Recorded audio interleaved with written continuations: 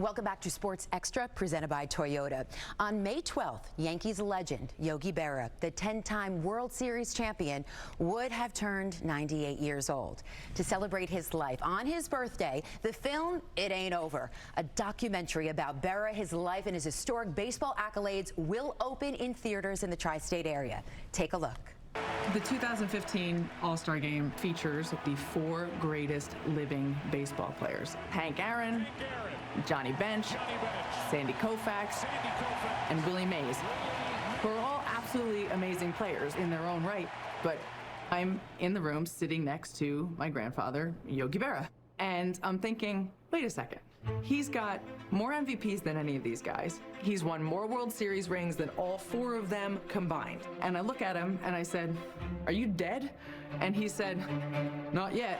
And joining us now is executive producer of It Ain't Over, Yogi Berra's granddaughter, Lindsay Berra. Lindsay, welcome to Sports Extra. How are you? I am great. Thank you so much for having me. How did you want to help baseball fans watching this really understand the accomplishments of your grandfather that have kind of faded, even though they're in the record books? There are still so many records of his that will never be broken. No one is ever going to win 10 World Series again, much less with the same team. That's crazy. People don't stay around long enough to do that.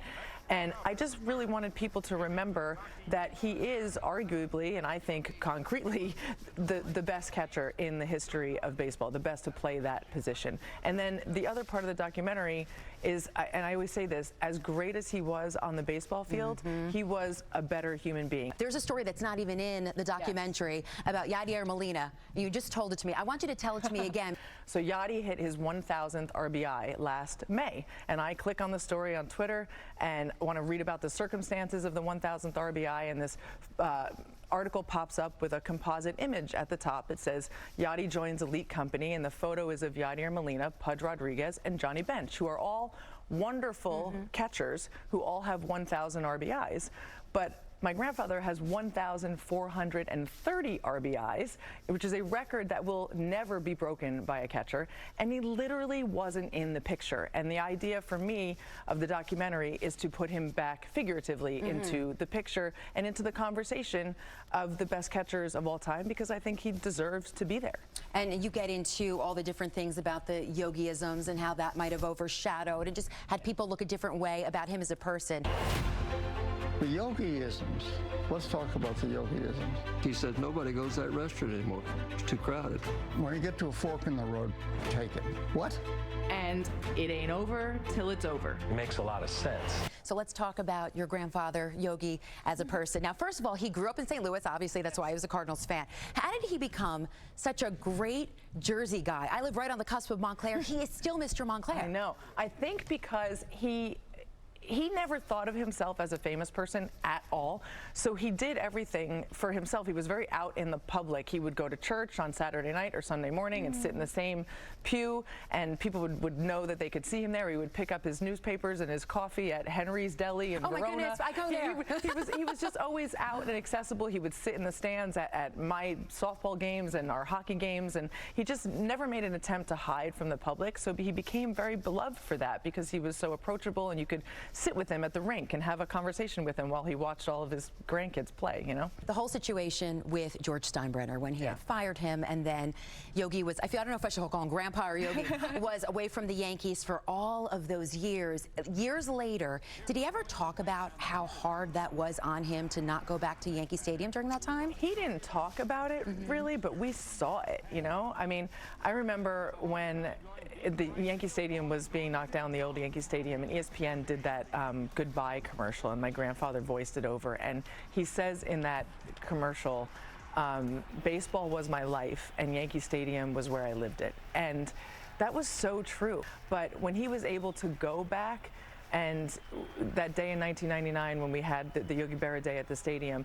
you just, like, his demeanor changed. He was so happy and so comfortable, and I always say that that probably added a decade to his life, him being able to go back and interact with the players again and teach things to Derek Jeter and Jorge Posada, and as much as he gave to them, they gave back to him. I really think it was a beautiful thing later in his life. All right, speaking of that day, in 1999, okay, in July, Yogi Berra Day. Let's go to the documentary and take a look. I want everyone to see this. Popped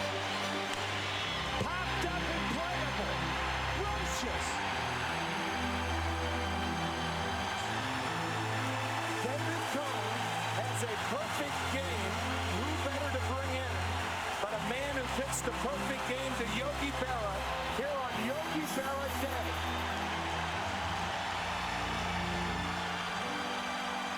So where were you that day during David Cohn's perfect game, and it was Yogi Berra Day? I was up in the Steinbrenner's box with the rest of my family, and there were a lot of other folks there as well. And you know, you're all sitting in your chairs, and once you realize what's going on, you don't move. Most people don't move, don't eat, don't use the restroom, don't talk, except for Don Larson and Grandpa Yogi, who were sitting in the top row of the outside seats and would not stop talking the entire time. It was really stressing everyone out. I was supposed to leave in the 6th inning to take my then boyfriend to the airport, and I was like, "You are taking a taxi."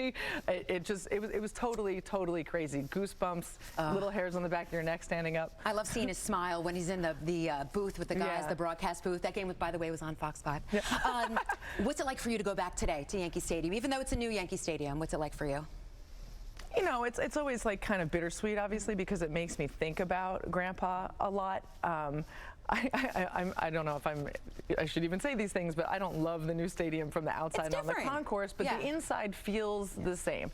And when you walk, like, you know, when you're where we often go down in the tunnels, and you walk out through those tunnels and into like all that bright green, beautiful grass light, it always just, it still brings a little bit of a tear to my eye. It's very nostalgic for me. Lindsay, congratulations on this project. I know it's so much more than just a piece of work. It's about your family history and your grandfather. You know, it's Yogi to us, but I know it's someone special, because I have the same relationship with my grandfather. They're very close in age. And just one note for people going to watch it. Yeah. It ain't over until the credits are over. Stay for the credits. I cried for the credits. There was moments in the credits where I was hysterically crying. Yeah, I can't wait. I absolutely can't wait for people to see this movie. And I mean, I love my grandpa, and I know there's a lot of people out there who love them too, and you're going to love this film. Oh, absolutely. I had to use that little Yogiism, of course. Lindsay, thank you so much. Best of luck. Hopefully we see you again. And Sports Extra, we'll be right back. Thank you.